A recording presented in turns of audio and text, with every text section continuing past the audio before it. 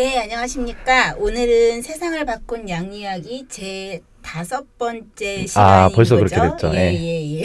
어느덧 5회가 되었습니다.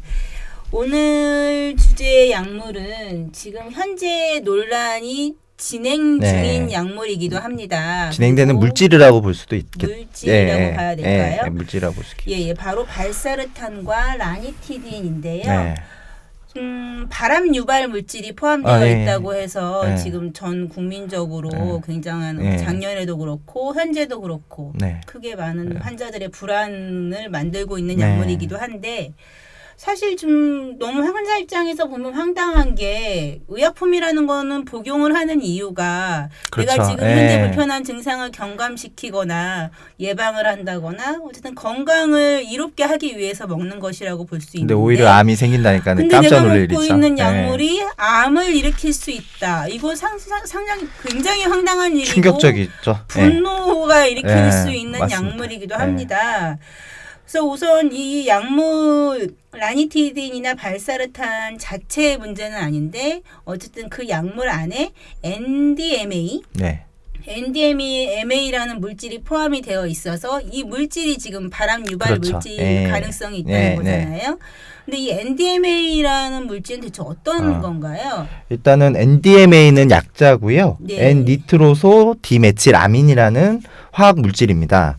이거는 WHO에서 그 2급 발암 물질로 지정한 물질인데 보통 발암 물질이라고 하면은 1군, 2군, 3군, 4군 네 가지로 이제 크게 나눠지고요. 그 중에서 이제 1군 같은 경우는 인체에 암을 유발하는 것들이 명백하게 밝혀진 것들. 우리가 흔히 알고 있는 성면, 술, 담배, 뭐 아니면 벤조피렌, 페놀 이런 것들을 우리가 흔히 듣죠. 그런 것들이 이제 1군 발암 물질이고 2군 같은 경우는 이제 아직은 동물 발암성은 입증이 되었지만 아직 인체의 발암성은 나타나지 않은 하지만 그럴 가능성이 있다라고 해서 주의를 요하는 물질들을 얘기하는데 뭐 보통 우리가 먹고 있는 튀김이라던가 소세지라던가 붉은 육류 뭐 이게 한번 이슈가 된 적이 있었잖아요. 그런 것들이 이제 EA군 으로 분리가 돼 있고 보통 햄이나 이런 거 포장 앞에 아질산염 포함되어 있지 않다는 문구를 굉장히 많은 홍보 문구로 들어가고 있잖아요. 그래서 뭐 연관되는 그리고 뭐 거잖아요. 노동 환경 중에서도 이제 교대 근무라던가 이런 것들도 발암 물질로 들어가 있어요. 그런데 이제 그 중에 이 NDMA가 2군 발암 물질로 들어가서 물론 이게 아직은 저기가 인체에는 없지만 이게 분명히 가능성은 있을 수가 있기 때문에 보통 우리가 임상시험도 다 동물을 거쳐서 하잖아요. 그렇죠. 인체에 나타나지 않다고 그걸 배제할 수는 없었기 때문에 이것들을 이제 주의를 해야 되는 거고 경고를 한 거고 그것들이 우리가 먹고 있는 의약품에서 이제 발견이 된 것이 이제 좀 충격적인 거죠. 그리고 발사르탄 같은 경우에는 2018년도에 작년입니다. 논란이 있었고 지금 라니티딘 이 위장약은 지금 현재 논란이 되고 있는 약물인데 그럼 과연 이러한 약물에 어떻게 NDMA가 들어가게 된 것인가요? 일단은 이게 이제 NDMA 같은 경우는 그 발사르탄 같은 경우는 이제 제조 공정이 있어요. 발사르탄 이제 흔히 뭐 우리가 작년에 들었던 건 이제 혈압약의 성분명인데 이게 이제 제조 과정에서 이게 NDMA가 이제 형성이 되는 거죠. 근데 그것들을 이렇게 어떻게 걸러지거나 이렇게 할 수 있는 것들이 없이 이제 의약품에 같이 들어가게 된 그런 과정인 거고 이 라니티딘 같은 경우는 이제 위장약인데 요거는 조금 애매한 게 라니티딘 자체에는 그런 게 없거든요. 근데 이 구조가 양 옆에 떨어져 있는 이 질소기하고 그 산소기가 서로 이렇게 붙을 가능성이 있기 때문에 이 NDMA가 검출될 거라는 얘기가 학계에서 있었어요. 예전에도? 자체적으로. 그러니까 어떤 제조 공정이나 이런 것들이 아니고 학계에서 있었는데 실제적으로 올 초에 벨리슈어라는 그 미국에 있는 그 사설 회사에서 잔탁을 중심으로 한 몇 가지 약들을 해보니까 실제로 많이 나온 거예요. 그래서 미국 FDA에서 여기에 대한 조사가 들어갔고 실제적으로 나온 거죠. 나왔고 근데 이제 미국 FDA 같은 경우는 이것들이 아직 그 인체에 그 영향을 줄 정도의 그러니까 흔히 보통 자연계에서 우리가 접할 수 있을 정도의 수준이었기 때문에 이것들을 판매 금지를 하진 않았던 거고 우리나라 같은 경우는 이제 그거를 이제 전격적으로 다 회수를 하고 처방을 중지하고 판매를 금지하게 된 조치까지 간 거죠. 그런데 제가 좀 한 가지 의문이 드는 게 사실 이번 라니티딘 사태는 네. 발사르탄이 작년에 네. 동일한 그 NDMA 문제로 네. 그 논란이 파용이 있었기 때문에 네. 사실 이 NDMA라는 물질에 대해서 네. 약물에 의도치 않게 이렇게 혼입되는 네. 상황을 좀 예측을 해서 네. 이런 라니티딘 사태는 어떻게 좀 선제적으로 예방을 할 수 있지 않았을까라는 생각이 의문이 좀 들긴 하거든요. 그렇죠. 그러니까 지금 식약처에서 좀 이제 문제가 되는 게 사실 식약처의 조치가 조금 이렇게 물론 이제 다른 나라에 비해서 선제적으로 대응을 하고 한 부분들은 인정을 할 수가 있겠지만 사실 지금 앞에서 말씀하신 대로 이미 작년에 발사르탄 사태를 겪었단 말이죠. 네네. 그리고 발사르탄 사태 때 식약처에서 얘기한 부분들이 어떤 거냐면은 의약품에 대해서 이런 NDMA를 검출할 수 있는 시험법들도 만들고 여기에 대한 기준치도 만들어서 관리에 들어갈 것이다 라고 얘기를 했어요. 네네. 근데 1년 동안 한 게 없죠. 그리고 또 한 가지는 아까도 말씀드렸듯이 라니티딘 이미 학계에서 얘기가 되고 있었던 약물이에요. NDMA의 검출 가능성에 대해서. 네네. 그랬으면은 미리 이걸 보고 실제적으로 얼마나 있는지를 검사하고 했었어야 되는데 그런 조치들이 없이 FDA에서 얘기를 하니까 아이쿠 해가지고 오히려 그거를 이제 이렇게 대응했던 방법들이 있어서 이 부분은 식약처가 좀 비판받아야 될 부분입니다. 사실 이렇게 네. 되면은 국민 입장에서는 의약품에 그렇죠. 대한 안전 관리가 주 업무인 식약처의 네. 이러한 태도를 봤을 때는 상당히 불안감을 가질 수밖에 없는 상황인 거거든요. 네. 우선 약국에서 한번 보면은 네. 저희가 작년에 고혈압약 사태 같은 경우에는 정말 약국 업무가 마비가 될 정도로 약국뿐만 아니라 병원도 뭐 네, 마찬가지였을 다들 텐데 그랬죠. 뭐 수많은 환자들한테도 다 전화가 네. 오고 네. 내가 먹는 혈압약이 네. 과연 리약이 예. 아닌가 예. 그러면서 뭐 환불부터 해가지고 네. 재처방이나 네. 이런 문의가 굉장히 끊임없이 네. 많이 있었는데 근데 약국 현장에서 보면은 사실 이 성분 라니티진 성분이라는 거는 뭐 노인부터 뭐 젊은 상당히 많이 사람부터 쓰이죠. 굉장히 예. 광범위하게 예, 쓰는 예. 약물인데 예. 환자들의 불안감이나 뭐 불만 예. 이런 태도 이런 반응들을 살펴보면은 상대적으로 발사르탄 때에 비해서는 혼란이 좀 훨씬 덜해요. 덜하거든요. 예, 그런 건 있죠. 예, 이게 어떤 것 때문에 그렇게 일단 제가 생각하기로는 첫 번째는 혈압약 같은 경우는 거의 평생을 먹어야 되는 약이잖아요. 그렇죠. 근데 이게 위장약 라니티딘 같은 경우는 보통 이제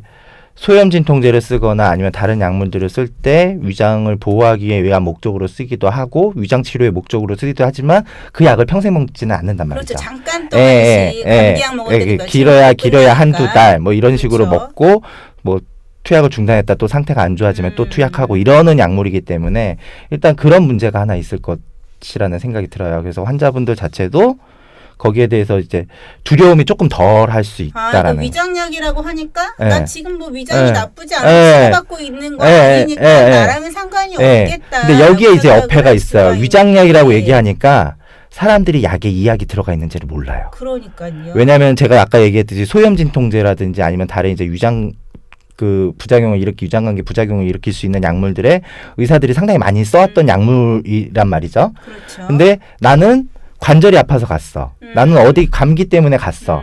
근데 거기에 라니틴이 들어가 있는지는 생각을 안 하는 거예요. 그렇죠. 왜냐면은 내가 위장 때문에 간 게 아니니까. 당연하죠. 근데 내가 작년에 발사르탄 같은 경우 내가 혈압 때문에 간 거를 내가 목적을 분명히 알고 그렇지. 있거든요. 난 혈압약을 그러니까는 거기에 대해서 되게 그런데 이거 같은 경우는 안 그런 게 그래서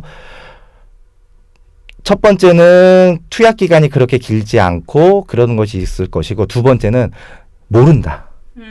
환자분들이 내가 먹고 있는 것들이 그게 있는지를 알 수가 없다. 네네. 그러니까 약 이름이 라니티딘이라고는 들었는데 처방전을 봐도 영수증을 봐도 투약 봉투를 봐도 복약 지도본을 봐도 거기에 라니티드라는 얘기는 안 써져 있는 거예요. 그렇죠. 상품명을 써진 거예요. 지금 얘기한 것처럼 큐란, 네. 잔탁, 예. 뭐 알비스, 맞아요. 뭐 이런 것들이 다 라니티딘이 들어가 있는 약인데 그게 라니티딘인 줄 모르는 거죠. 그래서 이게 다시 한번 문제가 드러났다. 이게 성분명 그러니까 국제일반명 그러니까 무슨 라니티딘 그럼 예를 들어서 뭐 한미 라니티딘, 동아 라니티딘 이런 식으로 하던가 아니면 라니티딘 염산염 이런 식으로 이제 성분이 포함되어 있지 않은 약품명을 쓰다 보니 실제적으로 이런 문제가 생겼을 때 정작 약을 복용하고 있었던 환자들이 자신의 약이 주의를 요해야 되는 약물인지 문제가 되는 약물인지 전혀 알 수 있는 통로가 약국이나 병원에 확인하지 않는 이상 알 수가 없는 거예요. 그러게요. 예, 처방전 상에 뭐 알비스 이렇게 써져 있으면 내가 라니티딘을 먹고 그렇죠. 있을 거라는 거는 전혀 생각을 할 수가 없는 상황인데 좀 아까 말씀하신 그 국제 일반명이라고 하나요? 근데 저희가 지금 현재 보고 있는 처방전 상에는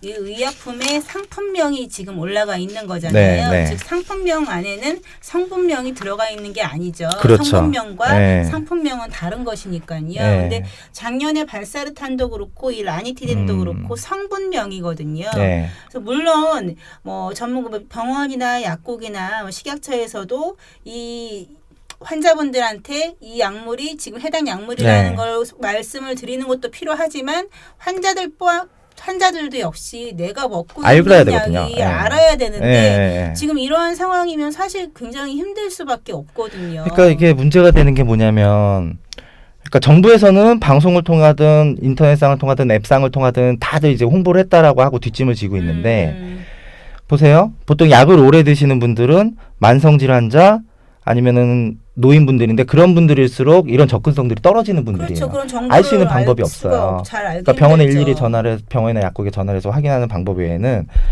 알 수가 없고 그러면 정부는 우리는 다 알렸는데 나중에 문제가 생기면 뭐는 네 잘못이지. 그렇지. 너무 무책임하잖아요. 이런 식으로 너무 무책임하죠.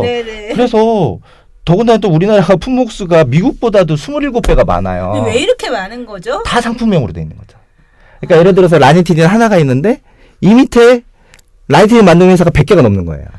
일명 카피약이라고. 그렇죠. 회사마다 다 이름이 다르니까. 맞아요. 이런 식으로 하니까는 이게 국제일반명 제도를 도입하거나 성분명으로 하지 않는 이상 이런 문제가 생기거나 긴급 상황이 발생했을 때 환자분들은 사실 어떻게 보면은 그 피해를 본인이 직접 받게 되고 알 수가 없는 잘 알기 힘든 상황인 거잖아요. 그러면 지금 이 NDMA처럼 이러한 또 만약에 이런 어떤 미지의 물질이 또 내가 먹는 약에 포함되어 있다라는 뉴스를 또 보게 될 날이 있을 수도 있는 거잖아요. 근데 이런 일이 없어야 되니까 이런 일들이 방지를 하려면 어떤 보안 뭐 시스템적이나 제도나 환경이나 이런 부분 보완점은 어떻게 좀 마련이 되면 좋다고 볼 수 있을까요? 한 3가지 정도로 좀 제가 생각을 해봤는데 첫 번째는 일단 우리나라 식약처로 대표되는 안전성을 관리하는 부처에서 그 외국에서 얘기되고 있는 이슈들에 대해서 좀 민감하게 반응을 해야 돼요. 그러니까 라니티딘 얘기도 이미 진작부터 나왔었는데. 그렇죠. 아까 자료가 있었다고 말씀하셨죠. 학계에서도 얘기가 있었고. 근데 그냥 가만히 있었던 거거든요. 그러니까 이런 식으로 어떤 이제 학계나 외국에 있는 제약회사나 뭐 이런 데서의 어떤 이슈가 생겼을 때 그것들에 대해서 바로바로 좀 민감하게 좀 반응을 할 수 있는 좀 이런 시스템을 식약처 내에 구축을 해내야 된다. 두 번째는 이 NDMA가 아까도 얘기했지만 이군 발암물질이라고 했잖아요. 근데 이게 인체 내에서 어떻게 작동을 해가지고 어떻게 발암을 일으키는지가 아직 우리는 몰라요. 이 기준도 정확하게 뭐 0.16 ppm이 정말 피해가 있는 건지 뭐 몇을 더 먹어야 되는 건지 이것도 잘 모른단 말이죠. 그래서 이것들을 그냥 회수하는 것만이 아니고 이게 데이터가 있을 거거든요. 심평원이나 이쪽에. 특히나 발사르탄 같은 경우는 계속 먹는 약이기 때문에 오히려 라니티딘보다 역학조사를 하기가 더 쉬울 거라고요. 그렇죠. 그래서 이것들에 대한 거하고 이후의 발병률하고 이런 것들에 대한 좀 역학 시스템들을 좀 만들어야 된다.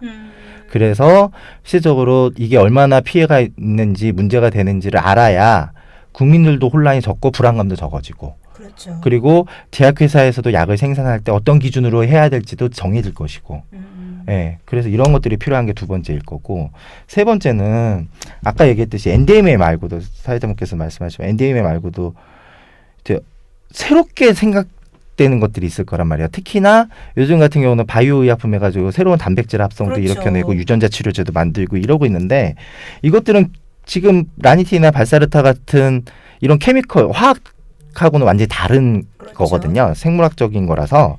그래서 근데 이것들이 우리 몸에 어떤 문제를 일으킬 것인지를 알 수가 없어요. 그래서 올 초에 인보사라고 해가지고 골관절염에 효과가 있다라는 그 유전자 세포 주사를 만들었는데 그게 암세포로 만들었다는 거 아니에요. 근데 지금도 그 암세포가 우리 몸에서 어떻게 작동을 하는지도 몰라요. 그러게요. 그래서 이런 것들을 단지 어떤 신약 새로운 물질을 개발한다, 새로운 약을 개발한다 이런 것들을 제약회사나 학계에만 맡기면 안 된다는 거예요. 이것들에 대해서 시민들이라든지 이런 사람들이 어떤 허가나 어떤 이런 관리나 이런 것들을 하는 부분에 대해서 좀 참여를 해서 같이 논의할 수 있는 일종의 시스템이 좀 있어야 이 사람들이 과학적으로만 생각해서 만드는 거잖아요. 네네. 이후에 그게 문제가 어떻게 될지는 모르고 성과만을 보니까 그래서 이것들을 일정 정도 제어할 수 있는 장치들이 좀 필요할 것 같다. 일종의 윤리적 그렇죠. 좀 윤리적인 보완할 기준이라던가 수 뭐 있는. 연구할 때도 이제 이 부분은 좀 선을 좀 지켜야 된다. 아니면 어떤 물질이 만들어지더라도 이 부분의 선은 넘지 말아야 된다. 이런 것들에 대한 좀 기준들이 있어야 된다는 거죠. 그럼 좀 어느 정도 정보나 이런 것도 좀 그럼요. 공론화될 필요가 있는 거라고. 사실 인보사 같은 경우는 정말 어이없는 거잖아요. 그 몇 년 동안 속여온 건데. 맞습니다. 오늘 이 시간에는 세상을 바꾼 약 이야기, 지금 현재 논란 중인 라니티딘과 발사르탄에 대해서 한번 알아보는 시간을 가졌는데요. 이것으로 마무리하도록 하겠습니다. 감사합니다. 구독을 많이 눌러주세요. 네.